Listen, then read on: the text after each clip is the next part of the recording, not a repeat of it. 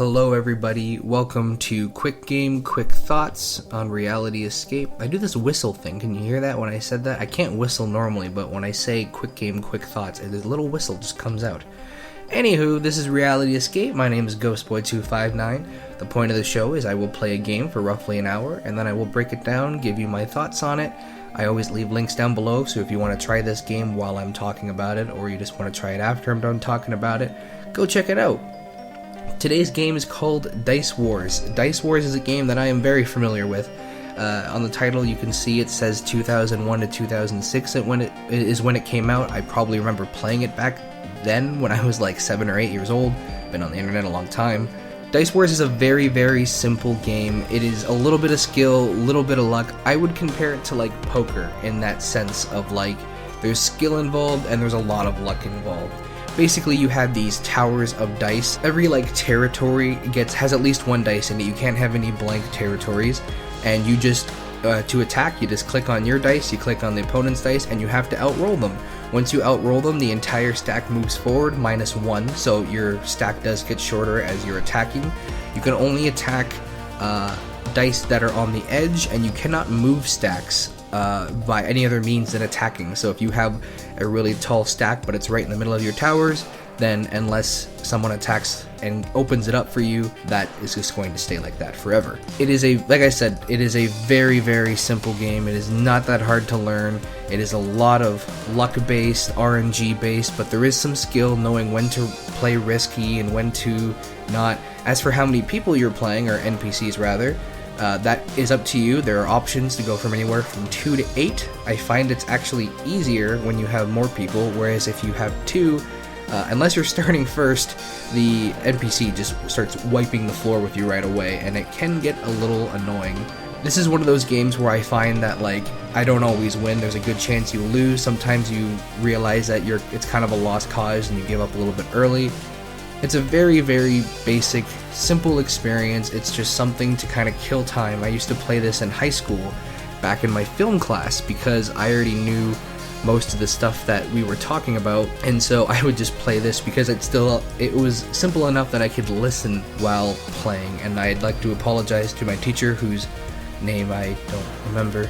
It's a really simple, basic game. There's really not a whole lot to it. Now, there used to be a multiplayer version of it, and the multiplayer version was really cool because you could play online multiplayer with other people. Imagine that. I could find one site. It wasn't the same people that made this, and it had like a different look to it. I found one site.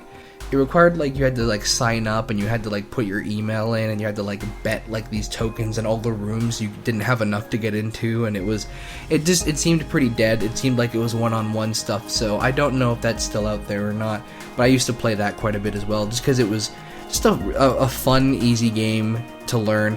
And you might think there's not a whole lot of strategy. You might just think, oh, it's just rolling dice, get the bigger one, but there actually is quite a bit of strategy to it. For example, as I said, you can't move your stacks, and the highest stack, which I don't know if I mentioned, the highest stack you can have is 8, which means the highest number you can roll is 64. So if you have like 7 dice against like a 1 stack, you know it's an automatic win because they can't roll higher than that. Oh, and if you tie, so if you both roll the same number, the attacker goes down to 1, the defender is fine.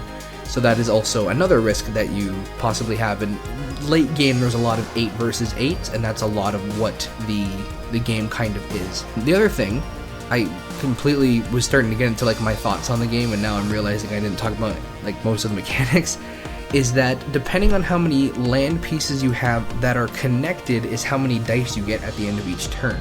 So if you have a bunch of like ones that are spotty around, you won't actually get that many dice as spaces. But if you have, let's say 13 spaces, and they're all connected, then when you end your turn, you will get 13 dice. And this is a good thing and a bad thing, because if you have a lot of open space and a lot of low towers, then you very much run the risk of spreading yourself a little too thin, not having enough to fully regenerate everything. You know, if you make an attack and you capture like 4 or 5 spaces, then you're leaving 4 or 5 territories that only have 1 dice in them, which is going to make it significantly harder to refill those, because you know you only get up to like 15 or 20, or realistically you only get to like 10 to 15 dice at the end of each round if you're at that point in the late game where you're taking that many spaces. But even then, if you only have like 7 regeneration dice, that's what you want to call them if we're giving them weird technical names for some reason, you have to be careful about stretching yourself too thin. It definitely is a thing that can happen.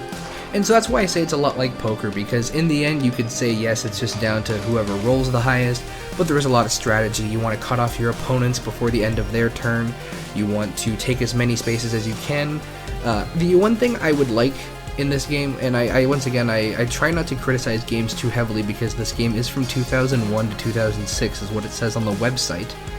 The one thing that would have been cool is if there was either the main mode, or even like a different special mode if they didn't want to ruin the base game too much, to actually choose where you get to place your dice and add a little more strategy to it.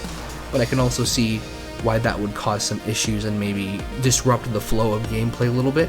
But that being said, really quick, easy one this week, guys. This is just a very simple game that I wanted to kind of bring attention to because it's something that I have a lot of fond memories of, and it's just really basic and fun. There's a link down in the description as always, so if you want to check that out, go check it out. And if you haven't played it before, go play it. Let me know what you think. It's a little luck-based, a little skill-based. It's got all the elements in there of a nice little time-wasting flash game, and it can go either way. The one thing that I will say too is that it can get difficult if you don't go first.